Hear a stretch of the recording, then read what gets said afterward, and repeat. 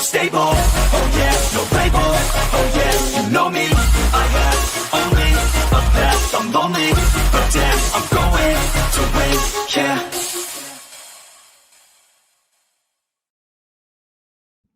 All right, what is up? Looks like we are live. As you're dropping in, viewing us here on YouTube, don't forget to hit that subscribe button so you don't miss any of the future content coming out. And also, drop a chat. I believe it's still a chat right now, live chat.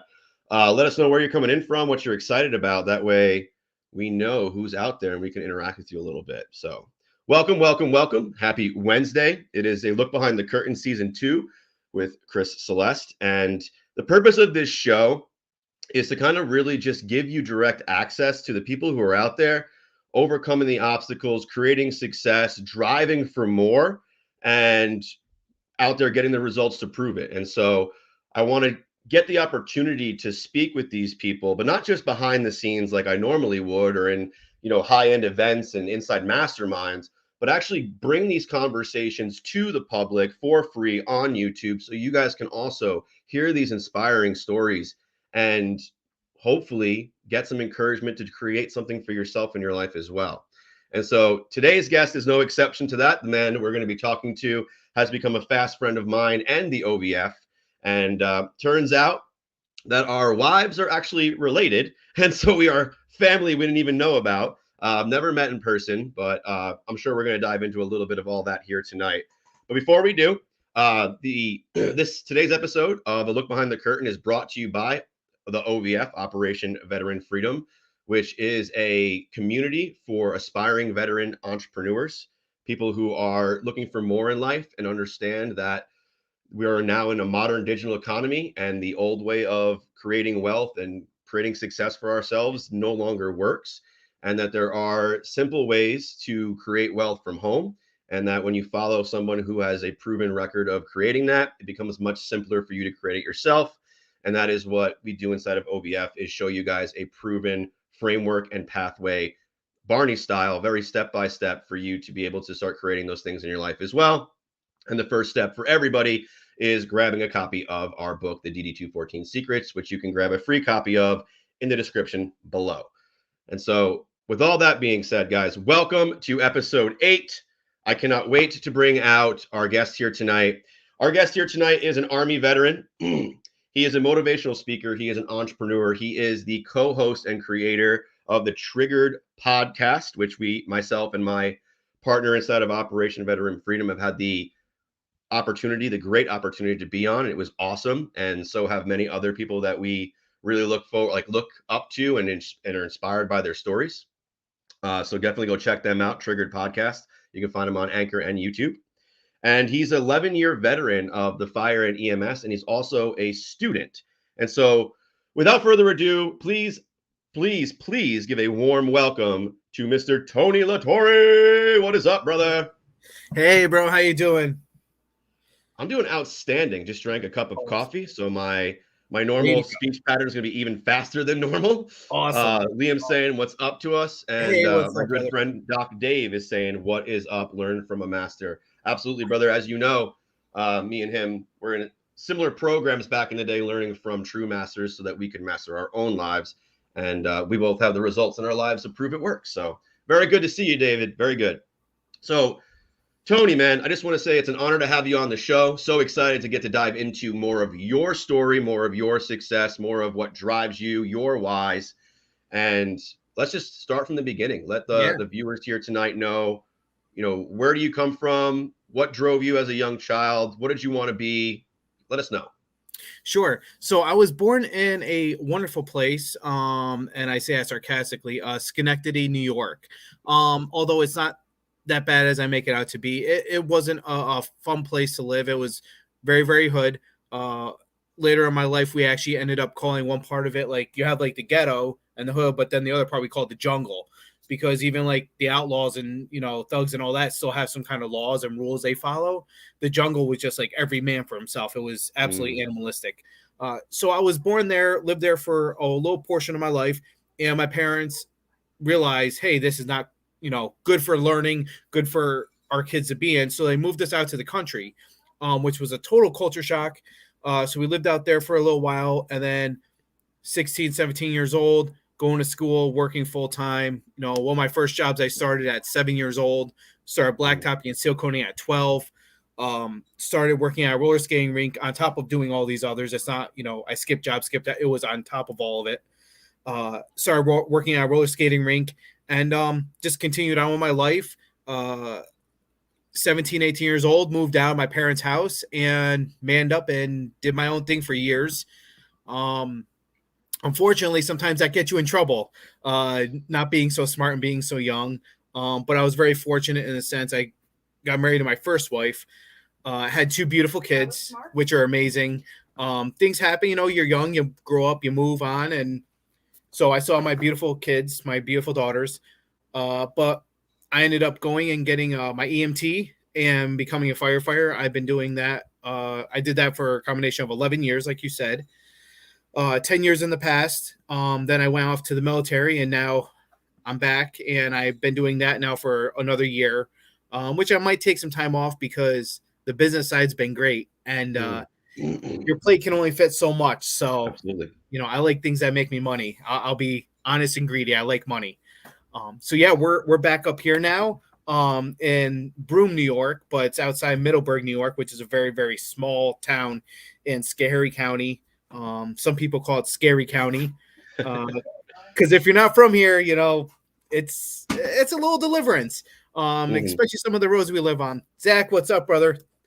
So yeah, man, it's a great time out here. That's actually where I met my partner Zach.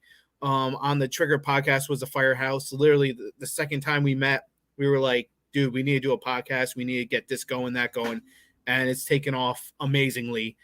And we've helped out so many vets and civilians as well, educating them on the military life because the movies and the games and the TV shows show, vets in this kind of mindset and they show them, hard charging and all this.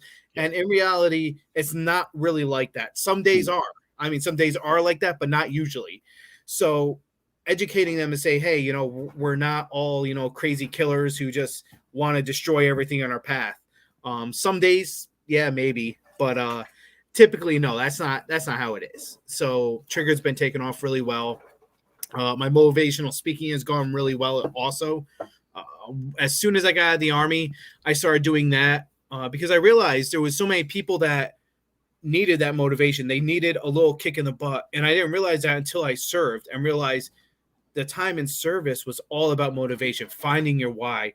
Because if you don't have a why, if you don't have a reason to live, it'll just destroy you and eat you up. It really will. I mean, you're not seeing your family for years on end, depending on where you're stationed. Luckily, I was fortunate enough to be stationed in Fort Drum, so I was about 4.5 hours away from home. So 10th Mountain. 10th Mountain. Oh. So I'm very fortunate to be able to do that. That I was able to do that. But I mean, I served with some guys and girls who were from Samoa, from the Philippines, who for them to go home was at least $1,000. And it sucked because they didn't have family. So they became your family and you made sure you took care of them. And that was their driving why. But my driving why has always been my kids and my family, no matter what the situation. So yeah, that's it. Awesome. That's our introduction. That was awesome, dude. You definitely gave a lot to unpack there, which is great. Yeah, Starting from a very young age, you had an amazing work ethic. You've always been a hustler, which is great, and it shows in your daily life today. Despite being, overcoming some injuries and things, you're still pushing through and still doing amazing things. And so, let's go back. What were you doing at 7? You said at 12 you started doing blacktop sealing and all that, but what was the original job at 7? Yeah, so this was great. So I remember, we're a little bit older than I guess some people who watch our shows and listen to our podcast. But I wanted a Super Nintendo so bad, because all my friends had it, and I grew up very poor, very David Allan Coe story, one of those old country songs. My dad was a truck driver, my mom was a bartender and snack bar at a bowling alley. We didn't have money like that. So for a Super Nintendo or any game system, even back then, it was very expensive. So my dad said, well, if you want one, go buy one yourself, save up and work and get one. And I'm 7 years old. What am I going to do? I don't know nothing about work. And my neighbor next to us, that's when we lived in the country, says, and I think there was some like back behind the scenes type stuff going on. She came over one day, goes, Tony, I'd be really happy if you could mow my lawn for $5. I said, oh, okay, let's go. So I ended up starting mowing lawns with her tractor at 7 years old. I mowed her lawn, my lawn, and the neighbor next to us because they were all related. All of our lawns for a total of $15, $5 for each lawn. If I knew better and knew how to negotiate at that age, I probably asked more because it was about a total of about 2.5, almost 3 acres of grass to mow for $5. I mean, they were getting a steal. Yeah. But I started mowing grass, just pushing the lawnmower and riding the tractor at 7 years old and learning, the pride of it too. And learning, there is certain ways, even at that age, how to mow grass correctly, how to weed whack correctly. There's all those things that it's not just, going around in a circle and cutting the grass. There was a specific way to do everything. And that set me up for that 12-year-old job where I was saving up $5. And that year, I want to say it was that year or the next year, my parents got me a Super Nintendo because they ended up saving up. But anytime I wanted to rent a video game or rent a movie, I had to use it out of my own money. But I realized the value of money and the value of cash and the efficiency of I put this much time in and make this much money. And at that age, it was cool. Like, that's the way it was. Now, my mindset is time. You put time in and get money out of it. To me, I've learned, just like you were saying in your introduction, that there's better ways now. It's a new world. Yeah. And yes, you still have to put time in. You still have to put energy in. There's a lot of stuff that goes behind the scenes of logistics, as anyone who does anything like we're doing, there's a lot behind the scenes. But that constant flow of income is so much smoother than, hey, I have to go out and hump on my back, or rucking even for, we got a 15-mile ruck today for your E2 pay, E1 pay of $700 for the month, or 14, whatever it is now. I don't really know. Yeah. But it's just, there's a better and smarter way to do it. And that's the level where I'm at now, is that smarter money, work smart, not hard. Yeah. I mean, I couldn't agree more, obviously, because I definitely did both and learned from my own trials, tribulations, just like you, that there's definitely a smarter, easier way. Yeah. So let's talk a little bit about, you got the work ethic, you're born entrepreneur, you're going to be driving forward and getting the results. You meet Zach at the Firehouse, you guys start the podcast.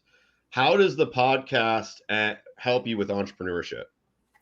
It's been awesome in that sense, because the networks we have met and the networks that we've used and helped, and they've used and helped us, because that's what networking really is you help me, I help you, and we try to go to a similar goal in some form or fashion, no matter what career you're choosing. So to get those networks we've had, I mean, last night we had a show and we had Soldier Heart on, and we were working for a while for that. And that show, even just speaking to him on the side, he's a very humble man.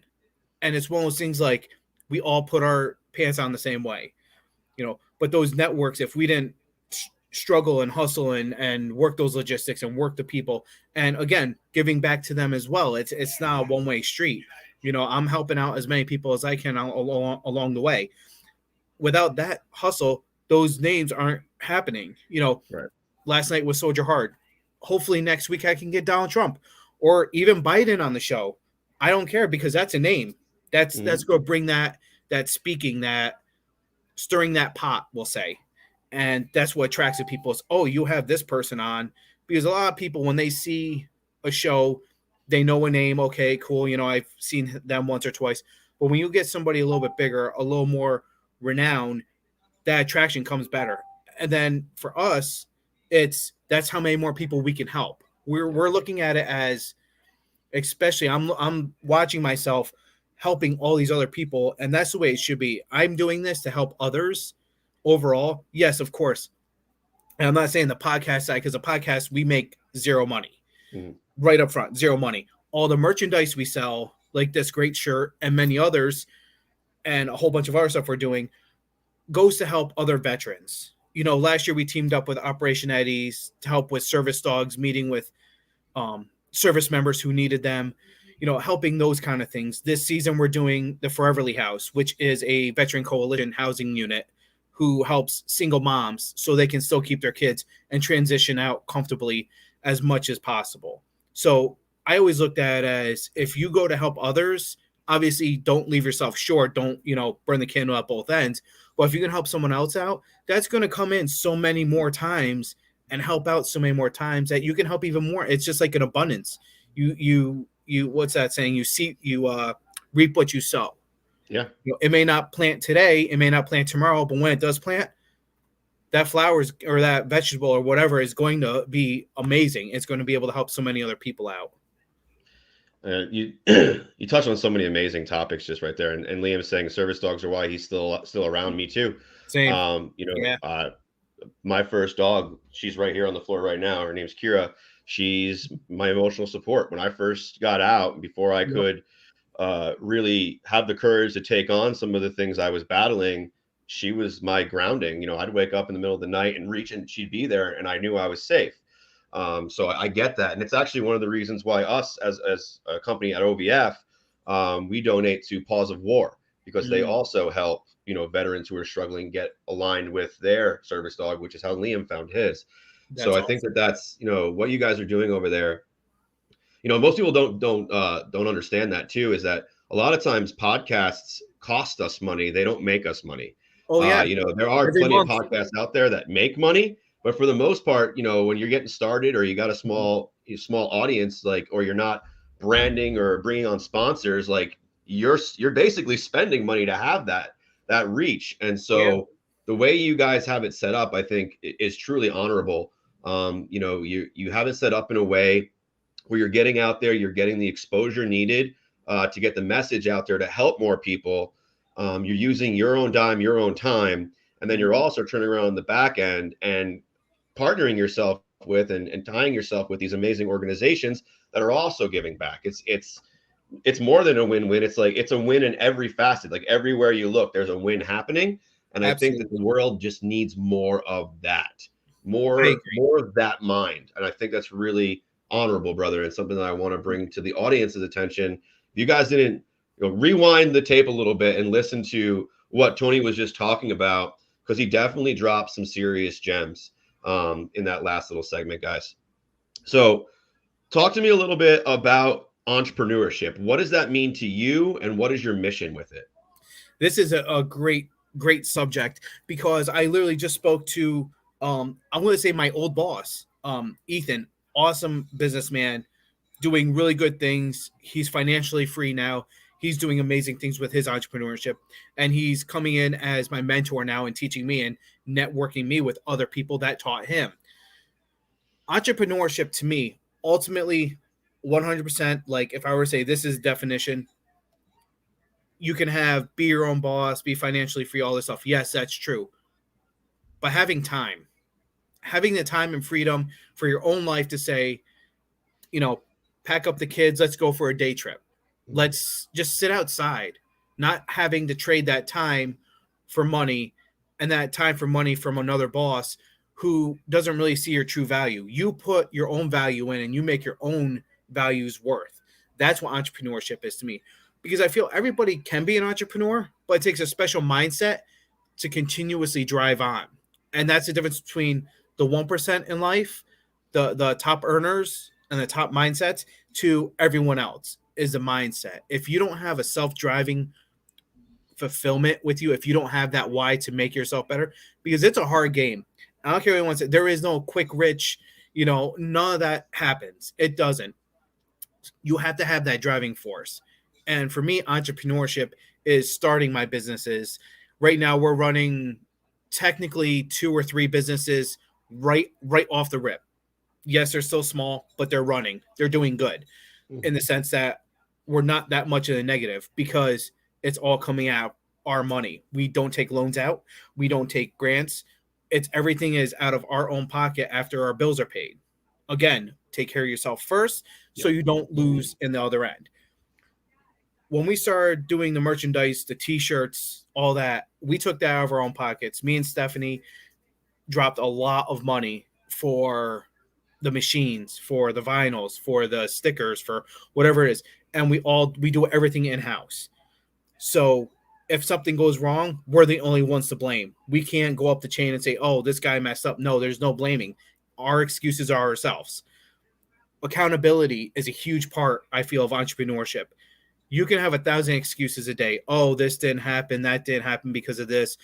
At the end of the day, you are your own boss in that sense. So there is just you. There is your own accountability. And, you know, I'm my biggest critic as well. I harp on myself a lot, like, oh, this show got done, this show got done. I make a list, and it's funny.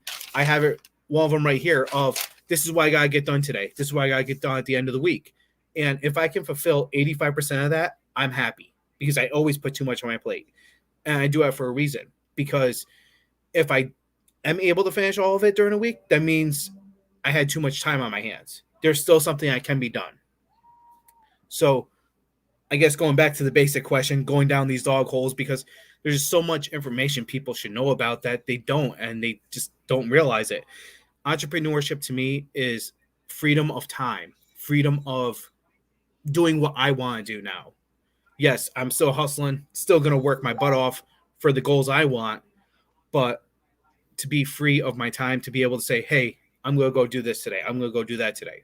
And if I want to take a day off, I can. Usually I don't, because that just doesn't happen. I'm a hustler. I love to work. I love to move. And again, working with this more or less in my back, because this makes me a lot more money than this usually. So. Yeah. Well, you got to think about it too. You know, your physical strength and your ability to use your hands to create things in exchange, time for money, right? That requires man hours, which requires hours of your time and manual labor, right? That's why man hours exist. That's why that term even exists. But when you start to use your mental capacity and you start to build things that work for you, even when you're not working, now you're starting to create things like Warren Buffett says, where if you're not making money in your sleep, you're going to be working the rest of your life, right? And so you touched on something before that I want to just go back to. Sure. Because as veterans, as a heavily, you know, your podcast, my community, heavily veteran, a lot of people viewing this tonight and on the replay are going to be veteran. So they're going to understand the mentality that Jocko made very famous, which is discipline equals freedom, right? And so to have the true freedom, to have the ability to get up and leave in the middle of the week because you can and you want to have the ability to live in a certain zip code because that's where you want to live, to have those freedoms, you have to have discipline. And Doc Dave hit on it in the chat. He said there's a serious accountability deficiency in this country. Everyone wants freedom. Everyone wants the choice to live their life the way they want, but no one wants to hold themselves accountable for when things don't go right. And that's Absolutely. A huge piece of it, is if you're going to take on the responsibility of dictating what your future looks like, you have to take it on 100% full ownership of the failures and the successes. And I think that, you know, in the industry that I work in, where we're helping people to create businesses and create wealth, a lot of times they'll say, you know, I don't want to work the 9 to 5. I'm undervalued. They don't appreciate me, which is true, 100%. But they want that freedom. But then they realize that at the end of the day, no one's telling them when they have to work. No one's telling them when they have to punch it in. And for someone like me, that's a godsend. I am so happy for that. But for other people, nothing gets done. Nothing ever gets done because no one ever told them to do anything. And then they start blaming other people. And at the end of the day, it really comes down to what we're all talking about here tonight, is that lack of accountability, which stems from a lack of discipline, which is the other half of the freedom equation that no one wants to look at. Absolutely. I agree 100%. I mean, you can literally, so I loved how you put this. You're 9 to 5. To me, that's easy work, man. Clock in, clock out. 9 to 5, 8 hours. That's a break to me. You know, we're working, whether we want to or not, we're working a minimum. Any true entrepreneur or business owner is working at least 12 hours a day, whether it's the physical side, answering emails, phone calls, billing, whatever you're doing in life as an entrepreneur, as a business owner, you're working at least 12 hours a day and hoping you can make some profit. for the most part. I mean, especially when you start out, most businesses fail within the first 5 years, as most people know, because the money's just not there. So 12 hours a day, and let's say you make profit after expenses and everything, you make 10,000 a year. That's a pretty good deal in your first few years. You take that number 10,000 and divide it by 12 hours a day times 7 days a week, you're making way less than minimum wage. But if you break it down to people like, oh, well, I don't want that. I'm comfortable here. Well, year one is going to suck. Year two may suck. So, but once you keep building, once you keep grinding, that 12 hours is still going to be 12 hours, but your money is going to be increasing. And they forget that. They forget what it actually takes to sacrifice the time, the energy to do these things. Tonight, me and you could be laying in bed with our wives right now going to sleep. But you know what? We're grinding. 8 o'clock at night. People who work 9 to 5s, that's second shift. I've been going since 6 a.m., 7 a.m. You know what I mean? So like 13 hours later, 13 and a half hours later. And I'm still putting the same energy in that I was at 7 a.m. after my cup of coffee, because got to have my coffee. But like that energy, that mentality, that's what drives us. That's what motivates us to do these 12-hour shifts, 13-hour shifts, because at the end of the day, it's never done. You look back at your job that you do, whatever it is, and say, I could have done this better. I could have done that better. Well, let me go back and try to fix this. And that's the way it should be, because if you're not doing that, then you're in the wrong game. Yeah. You shouldn't be a business owner. You shouldn't be an entrepreneur if you're not constantly checking yourself, putting yourself back into accountability of saying, oh, you know, like I said, I got my list done. Okay, well, that means I had too much time on my hands. I need to fill it up some more because I can get more done. And of course, always being veteran mindset, you know, efficiency and time management was a huge thing they pressed on me. And it was, you wake up, you know, overtime, you got your PT and you had your routine, but so much got done during the day that if it wasn't done, you're going to do it tomorrow. It's going to get done. There's no excuse. It's accountability. You have to have this done. Yeah. Sometimes, as most of our listeners are listening, vets sometimes don't go to sleep 2-3 days in a row because, hey, we might have to pull duty. We might have to do this. You know, top calls us down and, you know, as a platoon sergeant, okay, now your platoon's got to go do this. Well, they just finished chow. Well, sorry, mission needs to be done. Mm-hmm. And people forget that. Mm-hmm. You know, you got to be accountable for your actions. That's huge. Yeah. I think you just touched on something that I think I would like to get your opinion on, really, right? Sure. You know, when we're in the military, the veteran mindset, let's say the soldier's mindset, although every job in the military isn't technically a soldier, everyone is trained to be a soldier, and that's what I'm going to call you. Okay? Right. Let's call it basics. So as a soldier, we have this mindset where embrace the suck, get the mission done, there is no quit, right? Like that's the mindset we have. Mm-hmm. And then we get our DD-214, we get out of the military and we get our freedom back. And I find that we lose ourselves. We lose that identity. And what I have seen, and again, I want your opinion, is that it's the veteran who finds that again, that becomes unstoppable, that lights the world on fire, that that becomes like the business mogul or the professional speaker or the, you know, whatever it might be that they're interested in, the real estate tycoon. They just go and they take it by storm because they found in themselves what they locked away when they got that form for whatever reason. And I can speak from personal experience. I locked it away for a while too. Absolutely. I mean, that is a key point right there. So spot on. And I have two great examples of this. My buddy Jay Deuce from Redcon 1 Music. A lot of people know him as well, like Soldier Heart and the rest of them. Jay Deuce, still in the Marines. And he's been there, I believe he said 20, 21, 22 years. The average person to take their realty license for selling homes fails 2 or 3 times right off the rip. Usually a third or fourth time they get it because it's a tough exam. He put his mindset and said, I'm going to get this. He's still active duty and he got his realty license. So, and he's already selling houses. So when he gets out in however much time, 6 months, 8 months, whatever it is, his business is already started. His entrepreneurship's already there because he did not want his mindset to stop and say, I'm going to take a break. We're going to keep going. We're going to keep hustling. The other example I'll say and most people probably know him, Dan Pena. Older dude, multi-trillion-dollar man now, I believe. I forgot the exact how much he's worth, but it's in the trillions. He was an officer in the Army, made a lot of bad choices when he was a kid, so on and so forth. I mean, his whole story is amazing. And that's what drove him. He said, I'm not going to stop and be comfortable. I've been poor. I don't want to be poor. My kids aren't going to be poor. They're going to work, but it's not going to happen.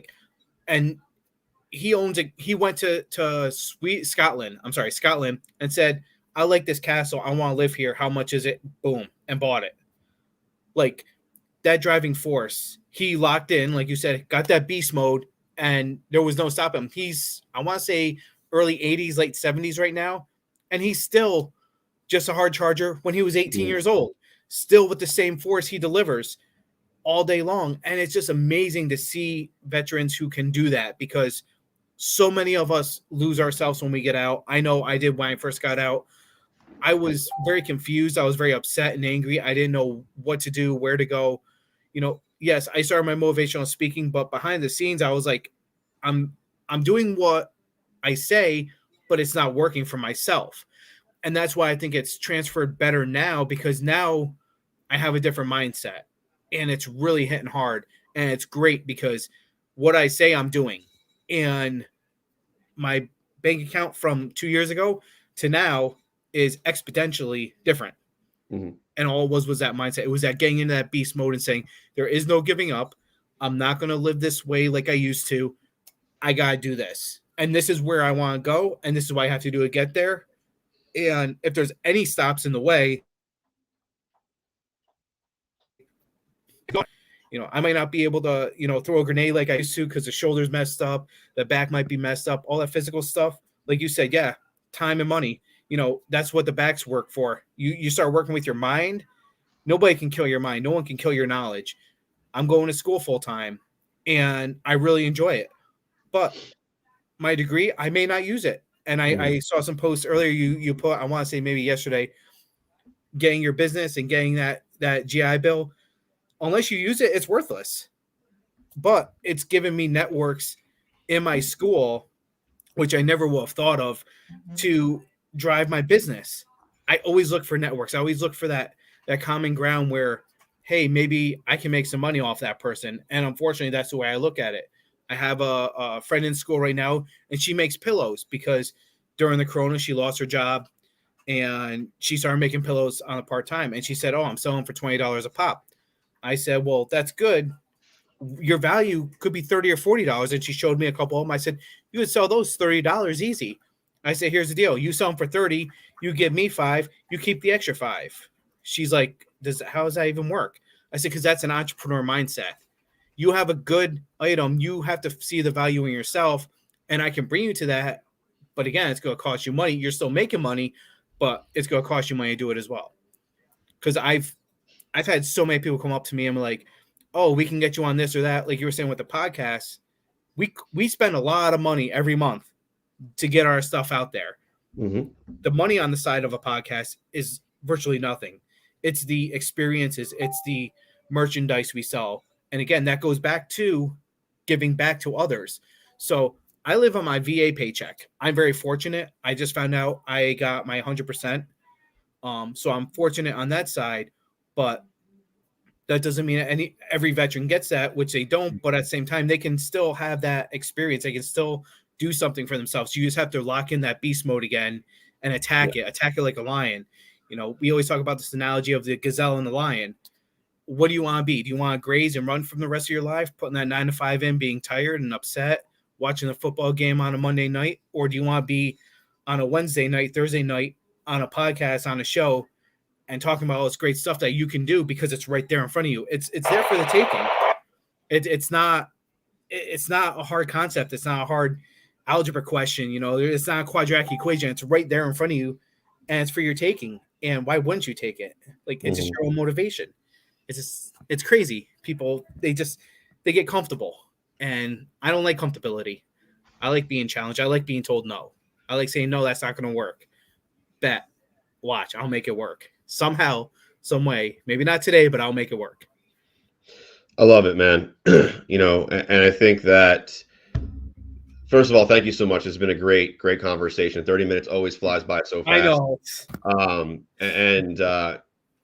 I just want to say, like, for everybody listening, whether you're on replay or you're here with us, definitely rewatch this episode. A lot of what Tony is sharing with you guys might not have hit as deep as it really needs to. There's a lot of mindset shifts and belief systems that Tony has put into his life that benefit him on a very high level. There's a very clear distinction between the way Tony thinks and is successful and the way other people are thinking that keeps them unsuccessful.